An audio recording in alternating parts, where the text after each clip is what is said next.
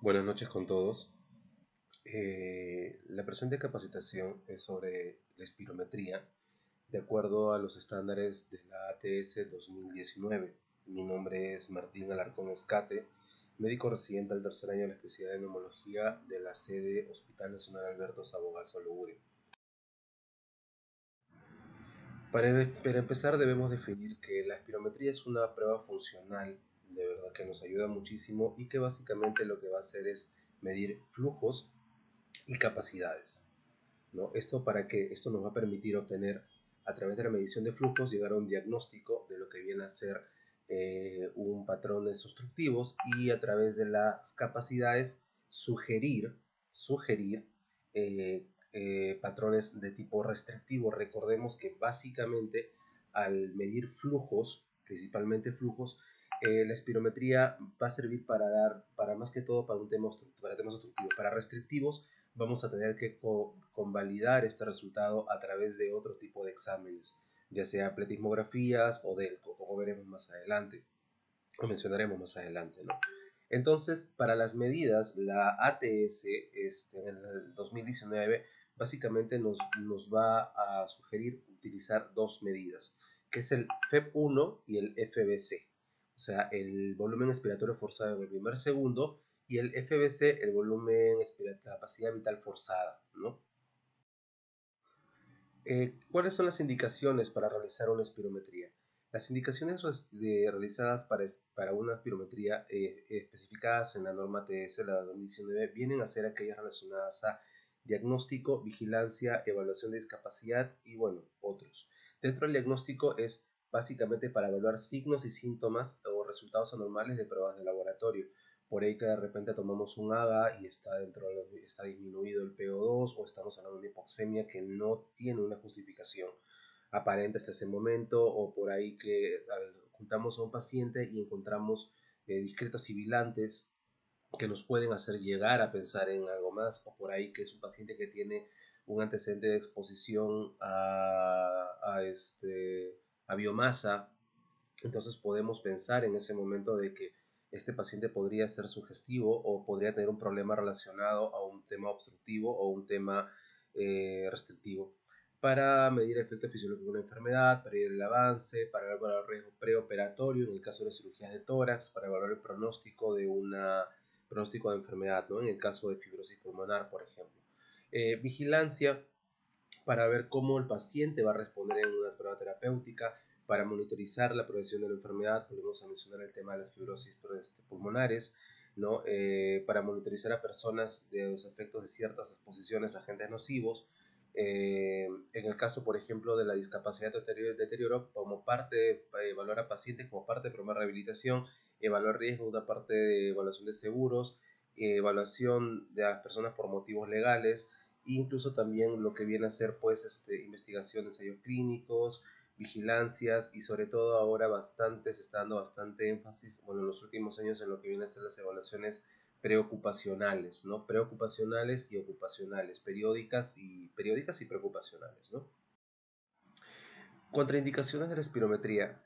La norma actual determina de que sí, no existen contraindicaciones absolutas para realizar una espirometría. Todas las contraindicaciones son netamente relativas.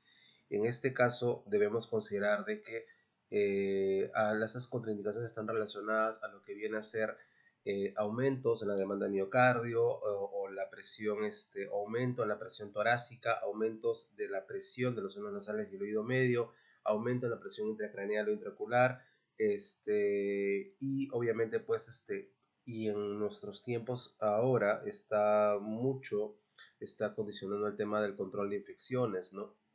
Sobre todo ahora en el tema de pandemia COVID, en el que nos hemos visto limitados el uso de las espirometrías precisamente debido a la posibilidad de transmisión de infecciones, ¿no? Para esto, obviamente, algunos protocolos que se han manejado ya a nivel internacional es por lo menos que se tenga una prueba negativa de descarte COVID con una antigüedad no menor de 72 horas y obviamente pues una evaluación previa pidiendo que si nos digan si tienen síntomas que puedan llevarnos a sospechar de patología. Con respecto a esta diapositiva es básicamente para mencionar que la norma ISO 26782 del 2009 establece cuáles son los espirómetros de flujo o los abiertos. En este caso vale mencionar lo que es el tema del espirómetro de turbina, el cual pues obviamente es el que nosotros estamos utilizando. También hay de ultrasonido, el neumotacógrafo. Entonces, nosotros en el servicio utilizamos bastante lo que es el tema de turbina, ¿no? Lo cual también todos tienen sus ventajas y desventajas. Basta ventajas y desventajas para poder utilizar. Y sin embargo, ya acá se define de que para el estándar de oro es más que todo el neumotacógrafo, ¿no? Que sería que es digamos, el más reconocido, ¿no? Para poder realizar este tipo de exámenes. Solamente es una muestra de cómo esto de acá es una imagen de cómo se puede estar lo que es el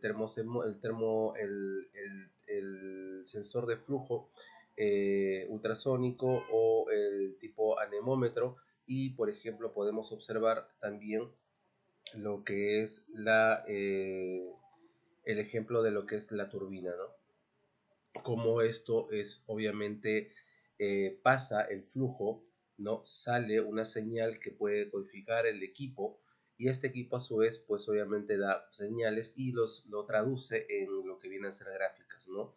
Las gráficas que al final vamos a ver, ¿no? Que es flujo volumen y tiempo volumen, flujo tiempo, ¿no? Estas son las dos curvas que estaba mencionando, ¿no? La curva flujo volumen y la curva volumen tiempo, ¿no? Entonces, las curvas flujo volumen y flujo volumen tiempo, ¿no? Como la curva flujo volumen están ploteadas contra el volumen está ploteado contra el flujo, y igualmente el volumen está ploteado contra el tiempo, ¿no? Y acá vamos a ver pues, los tipos de boquillas que están utilizándose, ¿no? La más común en nuestro medio viene a ser pues aquella que viene con el filtro y la boquilla, ¿no? Este filtro considerar que es antibacteriano, o sea, no es los más comunes son antibacterianos, no son para el tema, son filtros virales. Actualmente se recomienda que el filtro también sea descartable, ¿no? Pero obviamente que eso obedece pues también a un tema de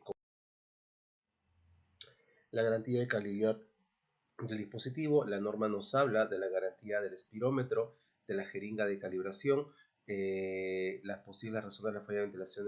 Nos habla siempre de lo que viene a ser la precisión que debe verificarse, y cómo esta jeringa de calibración también tiene que ser verificada. Recordemos de que estos equipos tienen que tener una calibración incluso hasta del mismo día, por días de uso.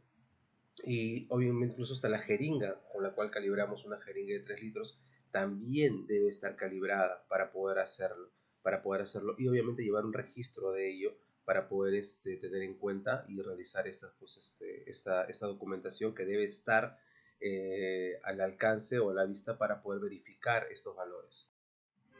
Con respecto a la preparación del paciente, considerar de que las actividades que deben evitarse antes de la prueba de función, básicamente el paciente, para empezar, debe evitar fumar, vapear o usar algunas pipas dentro de una hora antes de la prueba, porque debido a la posibilidad de broncoconstricción que pudiera ocasionar la inhalación del humo. Evitar consumir intoxicantes, ya sea alcohol, algún tipo de droga, 8 horas antes, se dice antes de la prueba. Evitar ejercicios de tipo vigoroso o caminar rápido, ¿no? Antes de la prueba. Incluso hasta se recomienda un periodo de ayuna previo por lo menos de unas 2 horas antes de realizar esta prueba. Con respecto a la suspensión de fármacos, tenemos que tener en cuenta que si queremos hacer un diagnóstico debemos abstenernos de utilizar fármacos inhalados. Cuando nosotros llevamos a un control, obviamente no es necesario evaluar la respuesta al tratamiento, no es necesario.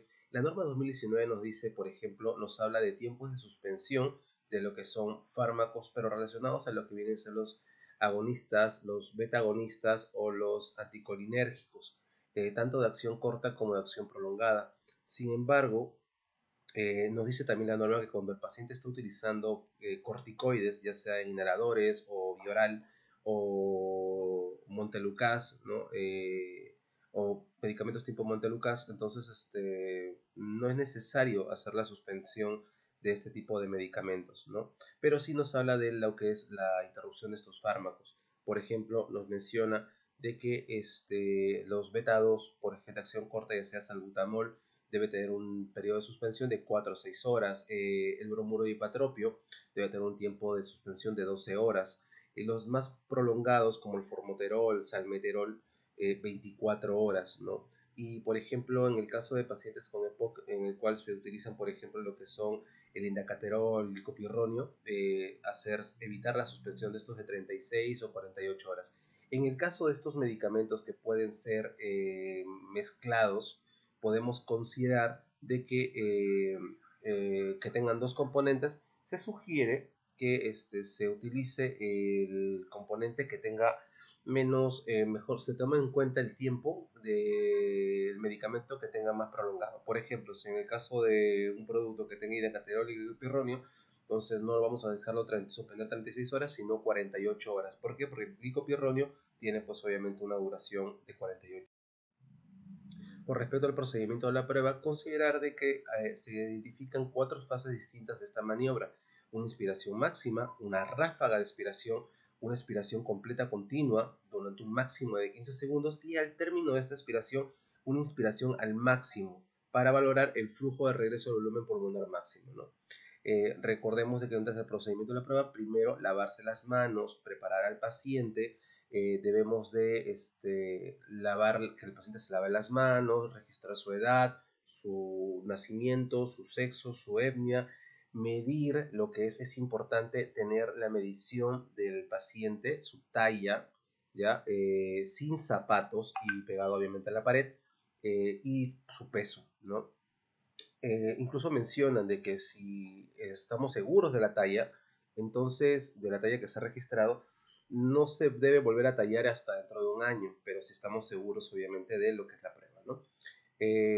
Debemos demostrarle al paciente cómo funciona. Recordemos de que mucho de esto de la espirometría tenemos que manejar bastante histrionismo y enseñar al paciente cómo debe realizarse la maniobra, ¿no? Debemos sentar al paciente, colocarlo en una postura adecuada.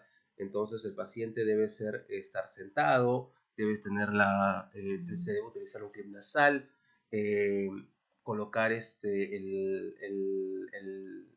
el aparato dentro de la boca con los labios cerrados, ¿no? En caso de que el paciente utilice dentadura postiza, si es fija, dejarlo con la dentadura, pero se prefiere en todo caso retirar esta dentadura en caso de que la utilice, ¿no? Y en caso de que el paciente pues tenga algo adicional, hacer el comentario. Por ejemplo, si el paciente usa un tubo, está con un tubo de drenaje, si el paciente utiliza oxígeno.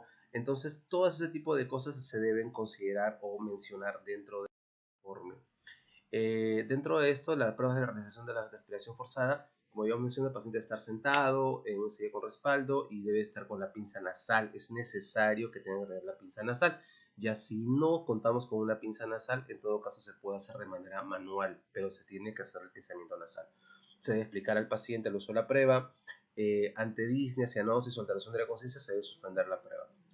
Las pruebas que ya hemos mencionado, las fases, ¿no? Debemos también mencionar que después de la inspiración máxima debemos tomar después de la inspiración máxima se debe tomar la pausa en el pico de la inspiración, debe ser menor a 2 segundos, debe ser menor a 2 segundos para poder iniciar la expiración forzada, la cual debe ser fuerte, debe ser rápida y sobre todo alentada por nosotros con respecto al paciente. Se le debe pues incentivar a soplar, decir más, y una vez que se sopla fuerte, todo, tratar de alentarlo, no desalentar al paciente, porque la verdad que es una prueba que es muy exigente.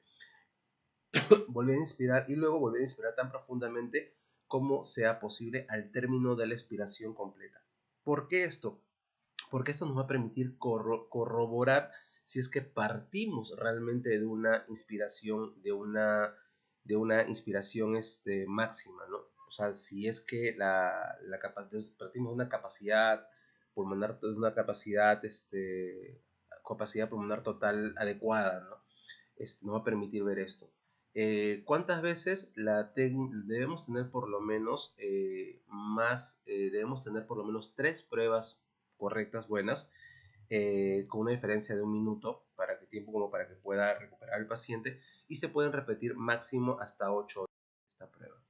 La evaluación dentro de la demanda vamos a encontrar que vamos a ver criterios de aceptabilidad y criterios de usabilidad.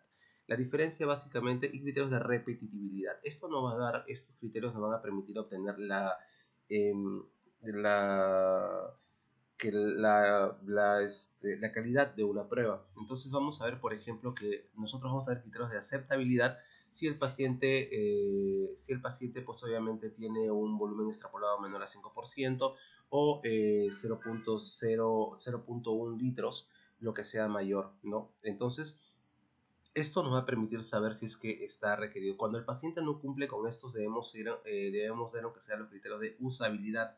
Pero recordemos que, por ejemplo, mención importante, tenemos que tener para usabilidad primero que el paciente debe tener no debe tener un volumen extrapolado menor al 5%, ¿no? De la capacidad vital forzada, o 0.1, lo que sea mayor.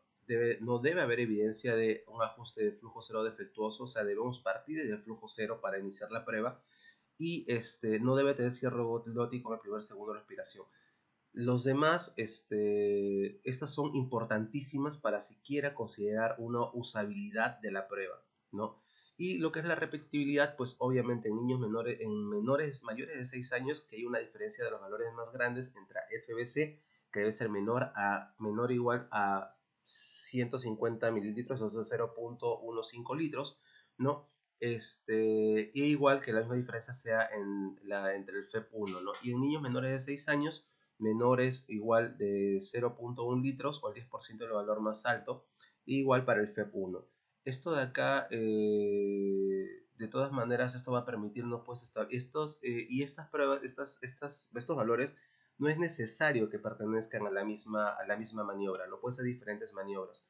Entonces, pero necesario por eso, pero no deben ser, como le digo, tienen que ser mínimo 3, máximo 8. La evaluación entre maniobras, este diagrama de flujo describe la aplicación de los criterios de aceptabilidad y repetitividad, ¿no? Entonces, vamos a ver si la realización de la maniobra de FBC, primero si cumple criterios de inclusión, ¿no? Si tenemos registrados 3 maniobras de FEP1 y 3 aceptables de FBC, si las tenemos, perfecto, entonces vemos si ambas maniobras cumplen criterios de exclusión. Si no, tenemos que volver a realizar la maniobra, ¿no? Determinar que el FBC y el FBC y el FEP1 más alto, y después ya podemos ver otros índices, ¿no? Pero los cálculos son en relación al FBC y el FEP1 más altos. Eso es lo que estábamos hablando con respecto a la clasificación de la calidad de la sesión de la prueba, en el cual vamos a clasificar desde A, B, C, D, U y F, en los cuales el U viene a ser el aceptable, o sea, el utilizable. No se obtuvo ninguna prueba aceptable, no que cumplieran con los criterios anteriormente mencionados, pero al menos que tenga uno utilizable para poder realizarlo. Y obviamente también eso se considera y se explica en el que podamos realizar. Una vez más mencionamos lo que es la prueba de respuesta broncodilatador, en el cuál es el tiempo que vamos a esperar para poder realizar esta prueba, ¿no? En cuanto a la interpretación de la espirometría, recordar el tema de las curvas flujo-volumen y volumen-tiempo. Recordar pues obviamente que lo que nosotros vamos a ver aquí en esta prueba son volúmenes y flujos, básicamente. Capacidades no es algo que vamos a ver a través de otro tipo de pruebas, pero nos va a orientar. Entonces, nos dice de que la relación es normal, que vamos a obtener que lo normal va a ser mayor al 80%. Entonces, un FEP1, o sea, el volumen expirado en el primer segundo, debe ser mayor al 80%, ¿no? Y al sexto segundo ya deberíamos estar llegando aproximadamente casi al 100% de nuestra capacidad vital forzada. Y esta es la curva de flujo-volumen, en el cual nos va a permitir evaluar cómo se parte desde el punto cero, del punto más del máxima inspiración, se parte de la expiración, y luego vemos cómo el pico expiratorio forzado empieza pues en el primer segundo, bota casi la totalidad del volumen y luego va a ir decreciendo, ¿no? Recordemos también de que términos como el FEP1 o el FEP75 específicamente, FEP75, es más orientado, pues nos va a servir más de utilidad en lo que es niños. ¿Por qué? Porque los niños van a tener en relación al diámetro de su árbol bronquial en relación a la cantidad de parénquima pulmonar, pues obviamente van a tener el árbol bronquial va a ser mucho más amplio. Entonces, es por esto de que debemos considerar de que, al 0.75 de un segundo, ellos ya deberían haber eliminado la capacidad vital forzada máxima. Y ese es el algoritmo de la función de los test de interpretación, ¿no? Para terminar, en el cual vamos a ver que la espirometría, vamos a ver primero lo que debemos es evaluar el FEP1 y el FBC. En caso de que tengamos una espirometría con FEP1 y un FBC por debajo de 0.7 o un valor debajo del límite inferior de la normalidad, en este punto recordar que el índice menor de la normalidad es lo que se está recomendando actualmente de acuerdo a las normas del GLI también, la Global Lung Initiative, la iniciativa global pulmonar, ¿no? Entonces, si hay un índice bajo del FEP1 y FBC, entonces nos está hablando de una obstrucción, para lo cual después hacemos la prueba de broncodilatadores, para lo cual podemos utilizar salbutamol 400 picogramos, y vamos a ver si es que cuál es cómo llega, ¿no? Si el paciente tiene una respuesta positiva, entonces se normaliza la obstrucción, entonces quiere decir que hay un asma, ¿no?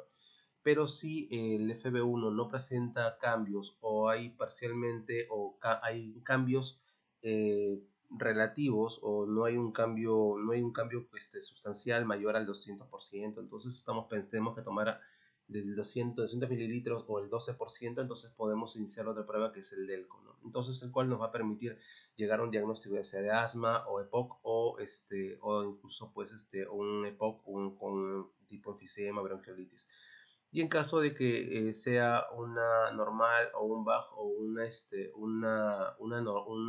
relación normal o baja, estamos hablando de una restricción. Entonces ahí vamos a ver que evaluar lo que es el tema de medir, confirmar los volúmenes pulmonares a través de lo que son pruebas ya sea de ELCO o pletismografía, ¿no?